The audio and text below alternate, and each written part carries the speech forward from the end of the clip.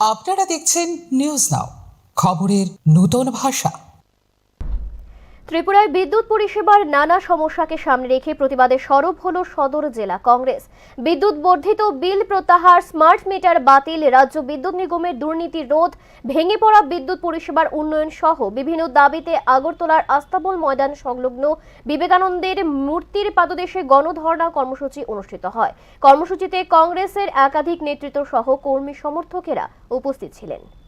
সোমবার আগরতলার আস্তাবল ময়দান সংলগ্ন বিবেকানন্দের মূর্তির সামনে গণধর্ণা করল সদর জেলা কংগ্রেস।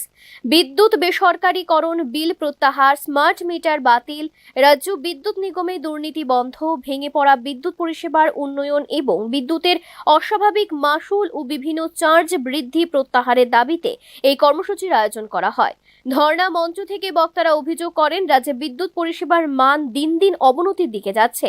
সাধারণ মানুষকে অতিরিক্ত বিদ্যুৎ বিলের বোঝা বহন করতে হচ্ছে এবং স্মার্ট মিটার চালুর ফলে গ্রাহকদের নানা সমস্যার মুখোমুখি হতে হচ্ছে।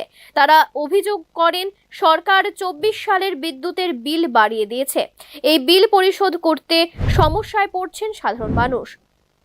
উপস্থিত সাংবাদিক বন্ধুগণ, আপনারা সবাই অবগত আছেন যে কোন রকম বিজ্ঞপ্তি ছাড়া মাসুল এবং বিভিন্ন চার্জ, ফুয়েল চার্জ এবং ফিট চার্জ মানে 24 সালে বাড়িয়ে দিয়েছেন। তার প্রতিবাদে আজ সদর জেলা কংগ্রেস আমরা এখানে প্রতিবাদ ধর্ণা সভায় বসেছি।